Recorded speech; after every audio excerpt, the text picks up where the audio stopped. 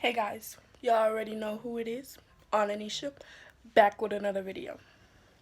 Don't forget to subscribe. But I had ordered food, my drink, Sprite. I like tropical mixed Sprite, but regular Sprite's good too. But I had ordered Domino's. I don't know why, but Domino's is it right now. I had ordered 2 boxes of hot wings, extra saucy. Like, I love the sauce. I like when it's dripping off. I had ordered a Philly cheesesteak sandwich, which looks extra bomb. And I didn't know they put... I don't even want the sandwich no more. They put mushrooms on it, but it looks good though.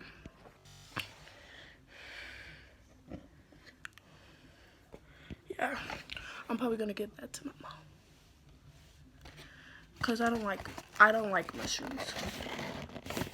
I don't like mushrooms, olives, sour cream. No. But anyways, let's get to it. Today, I am gonna be talking about my past. And I know y'all like, what the fuck? I don't want to hear about that, but I'm sorry. I feel like y'all should get to know me on a deeper level. Hold on, my boyfriend texts me.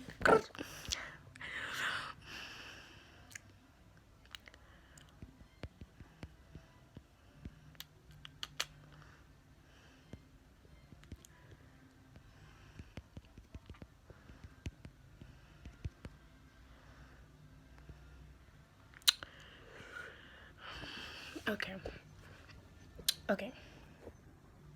But yes, I feel like y'all should know me on a different level. So let's get straight into it. In my past, I have gone through everything you could think of. Like, anything you could think of.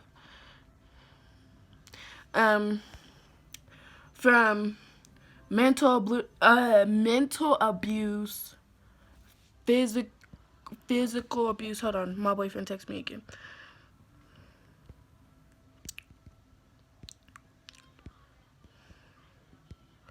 But mental abuse, physical abuse, sexual abuse, anything you could think of, I've been through it. I'm not lying, I'm not joking. So this is a story of when I have got molested. And I have chose this story because I just want to be a lift up to the next girl. Like, I just want y'all to know, like, you're not the only person that's going through it. Like, it's been about 2 years from, like, what happened.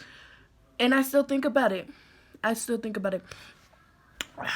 But anyways.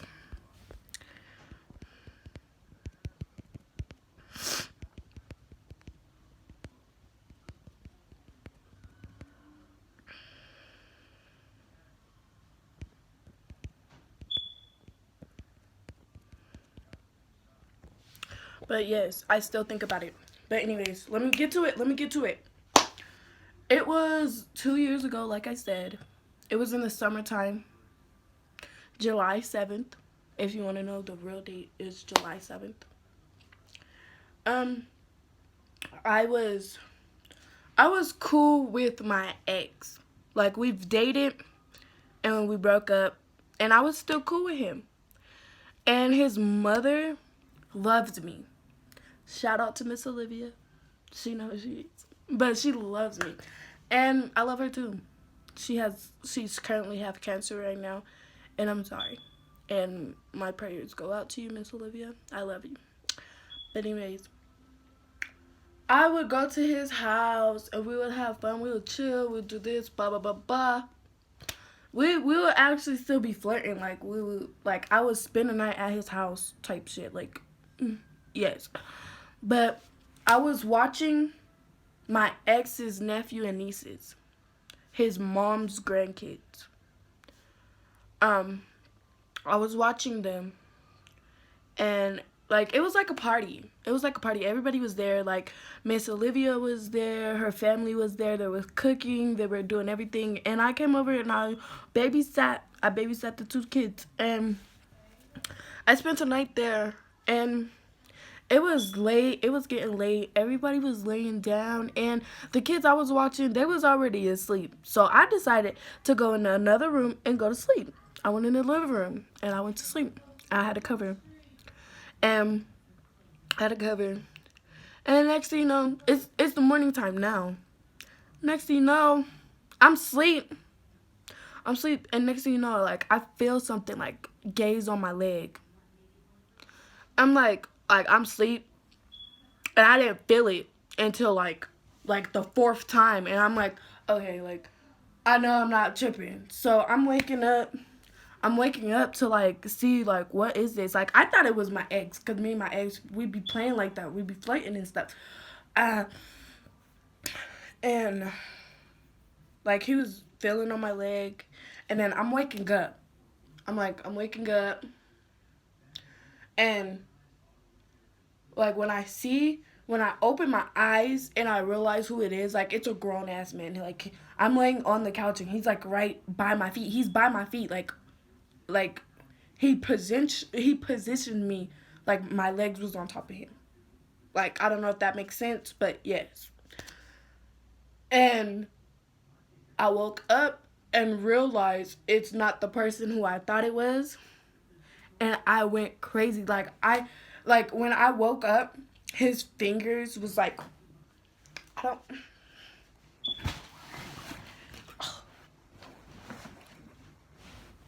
his fingers was like already like ooh, there's a hole in my pants.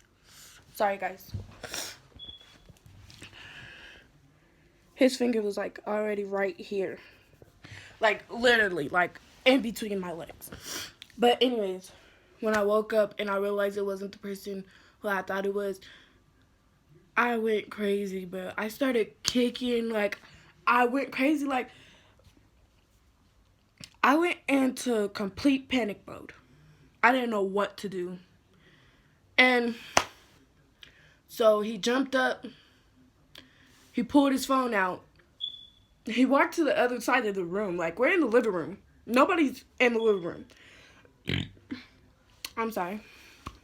But nobody's in the living room, so he jumps up, walks all the way to the living room, like on the other side of the living room by the kitchen, and starts like playing on his phone, like acting like he'd been on his phone all this time, right?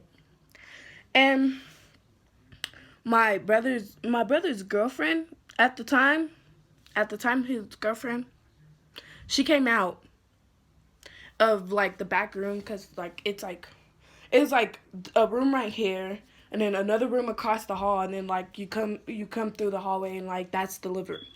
So she came out like right after he walked across the hall, like it was like on time. And I told her to come here. I was on the couch with the cover like halfway off of me, and I told her to come here, and she sat right next to me, and I hugged her so tight. I started crying, like I didn't know what to tell her. Like I didn't know if I wanted to tell her the nigga touched me. Like I don't know if I wanted to be like I gotta go. Like I don't know. I just cried so hard, and she thought I was playing. She thought I was laughing or something. Like she thought it was like a game.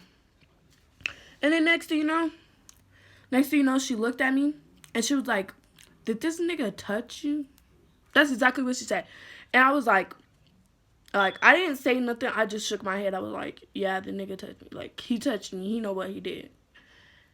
And she was like, "Get your cover, get your shoes, get everything, and go to the back room, the room that she slept in, the room that my brother and her slept in." So I grabbed my stuff.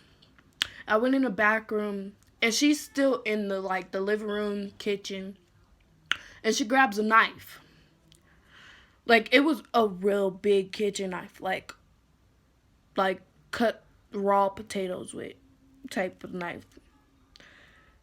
And she grabbed the knife, and I was in the back room, and I was crying. I was crying my eyes out. And my brother woke up. My older brother woke up. He was like, "What's wrong? What's wrong?"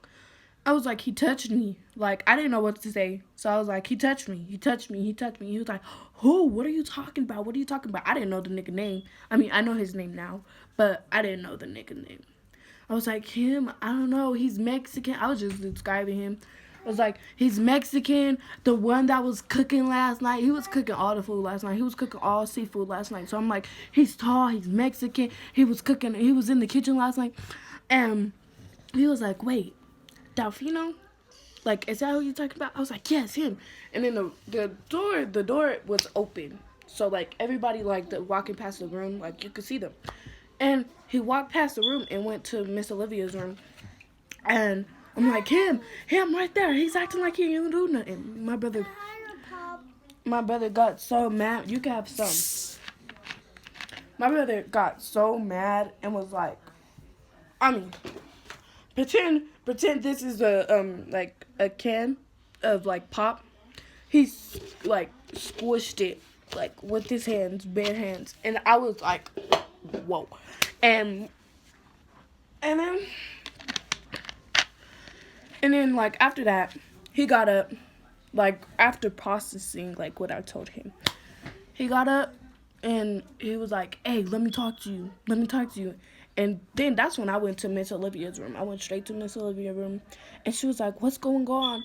Like, and then that's when everything like commotion, everything. Like I called the police on him.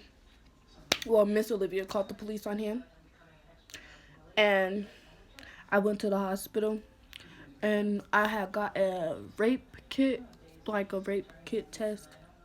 Everybody was like, "Oh, I'm sorry you went through that. I'm sorry, I'm sorry, I'm sorry." Nigga, I went, like, I took this whole thing to trial, like, everything. Like, I wanted him to be behind bars. Like, don't, like, because he had kids. Like, he was like, "Oh, I would never touch you. I have 3 kids of myself." I'm like, "You probably touched them too." Like, so yeah, I took it to trial, and well, I never actually had a court date, an actual court date. I had a attorney, like a lawyer or something, and I went to go meet him, and the attorney was like, "Oh, I'm disappointed. Like I'm disappointed that it had to end this way, but he had got shipped overseas. So now I guess he's in Mexico, and he told me he had got shipped overseas, and that he's not allowed to come back in the United States no more. And if he comes back in the United States, he's gonna go to jail or prison, whatever, for the rest of his life." And I was kind of disappointed because technically nothing happened to him. Like, you sexually molested me and nothing happened to you. So yeah, and he was like, "Oh, I'm sorry. Like, I just hope this doesn't happen to you again," and all this other stuff. And I was just like, yeah. So for the last 2 years, I just swept it under the rug. I still think about it. It is one of the things that made me who I am today. I can tell you that much. And yeah, I still think about it. Um, yeah, but that's the first time I've had got sexually molested. And excuse me, I'm sorry. But like I said in the beginning of the video, like I've been through everything. I've been abused physically, mentally, emotionally. I have been raped. Yes. When I was 7 years old, I was living in Aurora behind King Supers, and my dad's friend, God bless his soul, my dad is dead right now, but my dad's friend's son raped me. Like literally pet me down, covered my mouth and everything. I I might I might share that story with y'all. I don't know. But I can definitely share some um physical abuse stories because I have a lot of those. Um yeah. So subscribe to my channel. Now y'all know a little bit, just a little bit about me.